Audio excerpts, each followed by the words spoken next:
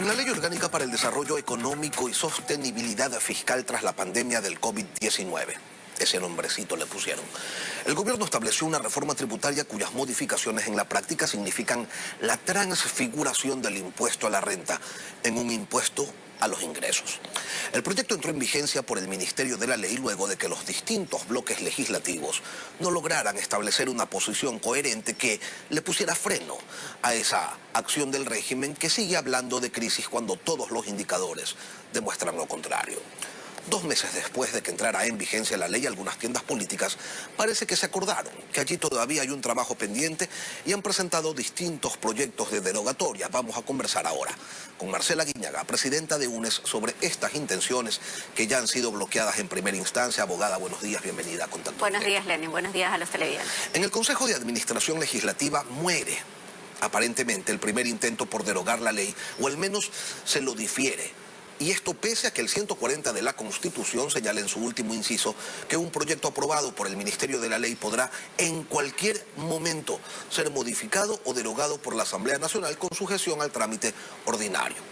Pero resulta que el CAL dice que no está claro el 140 y que le va a pedir a la Corte Constitucional que se pronuncie. Yo le pregunto a usted, ¿tiene algún sentido pedir que se aclare lo que está totalmente claro? No, sin duda alguna que no.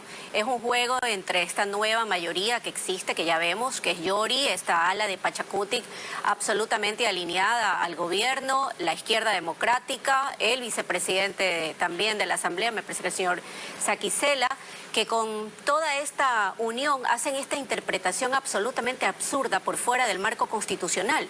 Y mire usted que es tan antojadiza la posición de Creo, que cuando fue derogar en el periodo pasado el impuesto verde, que seguramente recordarán muchos ciudadanos, que se cobraba en la matrícula de los vehículos, fue un impuesto que pasó por el Ministerio de la Ley. Es decir, hay antecedentes. Y también es importante recordar, Lenin, que hace muy pocos días hay un fallo de la Corte Constitucional respecto de la Ley de Fomento Ambiental, que se la declara inconstitucional por tener varias materias. Cuidado, le pasa lo mismo al señor Lasso con la Ley de Desarrollo Económico. Pero aparte de eso, esa ley no desconoce la capacidad constitucional y la atribución que tiene la Asamblea para aplicar el artículo 140 que usted mencionó respecto de derogar impuestos cuando por el Ministerio de la Ley. Así que esta posición por demás vanidosa del CAL deja mucho que ver en torno a sus conocimientos de entornos constitucionales. Pero resulta que la Constitución también señala que solo el presidente de la República puede presentar proyectos que creen, modifiquen o supriman impuestos. En base a este artículo, ¿cabría, le pregunto, el argumento de que existe una contradicción que debe ser dirimida por la Corte Constitucional? No, desde mi punto de vista no hay ninguna contradicción. Con claridad eso lo dice por una parte el 135, pero el 140 sí dice que la función legislativa tiene la competencia, la atribución de poder presentar derogatorias, modificaciones a impuestos que pasaron por el Ministerio de la Ley. Y se entiende porque básicamente lo que quería el espíritu de la ley, de la Constitución en su momento, fue que estos no pasen sin ser debatidos, sin saber el impacto que pueden tener a la ciudadanía. Y en este caso, Lenin, hay que decir con claridad que este proyecto, sin duda alguna, el Ecuador necesita una reforma tributaria, pero una reforma tributaria que no le pase la cuenta específicamente como hoy está sucediendo a la clase media, que usted lo dijo absolutamente claro, que hoy es un impuesto a los ingresos. Tanto es así que el 13º que van a recibir las personas en relación de dependencia que ganen más de $2.000 mensuales va a ser destinado al pago del impuesto a la renta. Usted hablaba de antecedentes, y sí, hay algunos. En el anterior periodo legislativo, los entonces asambleístas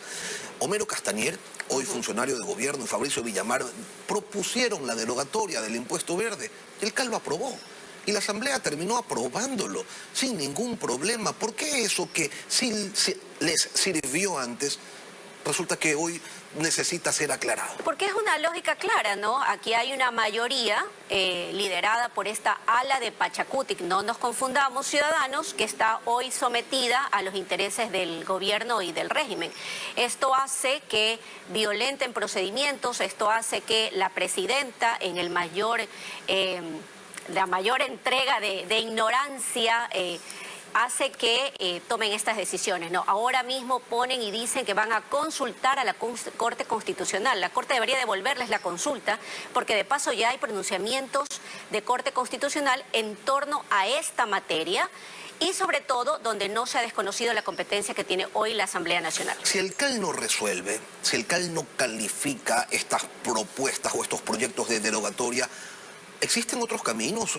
Quizás ir al Pleno para que resuelva si se califica o no directamente allí el proyecto o definitivamente está bloqueado. Bueno, yo creo que el máximo órgano, y así lo dice la ley, es el Pleno de la Asamblea Nacional. Esperamos que las fuerzas políticas respondan a las necesidades de los ciudadanos hoy en un contexto de inseguridad, de crisis económica, de pandemia, y se le responda también a la clase media, sin duda alguna, y que pueda el Pleno, a través de ordenarle a la presidenta, porque hay que recordarle a la presidenta de la Asamblea que ella responde al Pleno de la Asamblea Nacional, que se permita dar paso a la calificación de estos proyectos de derogatoria de esta ley. ¿Pero hay los votos para ello o esa mayoría que tiene el gobierno en el CAL se repite en el Pleno? Bueno, esperamos que hayan los votos, que la ciudadanía vea cuáles son las fuerzas políticas que los defienden, quiénes no los defienden. Y aquí está claro mencionar que el señor Lasso le ofreció a su capital electoral no aumentar impuestos. Y hoy realmente la crisis económica no se las pasan a los más grandes, sino a la clase media del Ecuador. ¿Ustedes se esperaban esta conducta por parte de la izquierda democrática que en su momento dijo que iba a proponer también la derogatoria de la ley? ¿Se esperaban que Guadalupe Llori, pese a que Pachacutic dice estar también por la derogatoria, da paso a esta consulta ante la Corte Constitucional? Bueno, Pachacutic tiene dos salas, que ya es evidente, una que lidera la señora Llori, la otra que lidera el señor Issa, desde la CONAIE. Ellos están divididos, pero una izquierda democrática muy venida menos. No es una pena que un partido que se fue de reconocimiento de izquierda, de justicia social, hoy lo veamos entregados a las políticas neoliberales implementadas por el gobierno del señor Lasso. No nos debería sorprender, porque el señor Lasso, si bien dice una cosa en su plan de gobierno, hoy está haciendo otra. Lo que sí es cierto es que la clase media ecuatoriana es la más golpeada cuando hoy tenemos más de 7.000 millones de dólares en evasión, en elusión tributaria, donde debería poner el esfuerzo el gobierno de poder recuperar esos dineros en beneficio de los ecuatorianos. ¿UNES con esta propuesta de derogatoria empata la acción de no haber impedido en su momento la aprobación de esta reforma tributaria con sus abstenciones en el Pleno? Mire, yo creo que en el caso de la bancada de UNES, conforme se lo dije en algún momento, aquí en este medio de comunicación, primero actuó dando una alternativa en un contexto de crisis económica. Después se ataca a la bancada de UNES, se ataca al correísmo, que somos los que no dejamos gobernar al señor Lasso, que queremos impedir el desarrollo del país. Y bueno, lo que dimos fue una opción.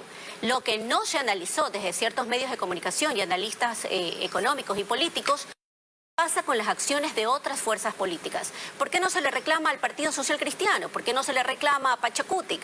A la propia izquierda democrática porque que ellos dice... votaron en contra. Porque ellos votaron en contra de la propuesta que nosotros hicimos en el informe de minoría, donde pedíamos y dábamos opciones para que el gobierno tenga más o menos 2.500 millones adicionales de ingresos. Y también hoy, Lenin, la ciudadanía tiene que reclamarle al gobierno del señor Lasso con un petróleo a $90, ¿dónde está la plata? Como esta frase tan famosa, y adicionalmente eso, cómo eso va en beneficio de los ecuatorianos. Usted decía hace un momento, es claro que el país necesita una reforma tributaria, no esta reforma tributaria. Entonces, ¿por qué plantean la derogatoria y no una modificación de la ley? Porque en este caso creemos, en primer lugar, que pasó por el Ministerio de la Ley sin ser arduamente debatida y que se requiere absolutamente cambiar el esquema tributario que ha planteado el gobierno de quitarle la plata del bolsillo a la clase media, básicamente aumentando el impuesto en forma exagerada, y sobre todo haber grabado, por ejemplo, el 13º sueldo. Y también, Lenin, si me permite, en este contexto, ahora que hablamos del escenario de inseguridad, la Policía Nacional también requiere recursos económicos importantes para hacer frente a esta ola delictiva de la que somos víctimas todos los ecuatorianos, ¿no? Mi solidaridad con todos los guayacenses y todos los guayaquileños que hoy tenemos y estamos presas del Y de eso se terror. agarra, pues, el gobierno y dice, necesitamos dinero, que contribuyan los que más tienen, los que siempre han pagado, les vamos a seguir sacando. pagando. Los que más tienen son los que tienen que pagar la cuenta no solamente de lo que hoy se requiere en una reforma tributaria, sino también de los efectos de la pandemia. Hemos estado encerrados, la crisis económica agobia, no hay empleo, de cada 10 ecuatorianos 7 están en el desempleo. No es menor que hoy Ecuador crezca por debajo de las cifras de Cuba y de Venezuela. Antes decían que nos íbamos a hacer Venezuela si ganaba el señor Arauz. Bueno, digamos, ya estamos en ese escenario. Ahora mismo, también tenemos que recalcar que CEPAL está diciendo que 97.000 ecuatorianos han sido encontrados tratando de cruzar la frontera en México en forma ilegal. ¿Qué está pasando? Los ecuatorianos le estamos perdiendo fe al Ecuador y eso es lo que me parece absolutamente grave. Marcela Aguiñaga, presidenta de UNES, gracias por acompañarnos hoy aquí en Contacto Directo. Muchas gracias a usted.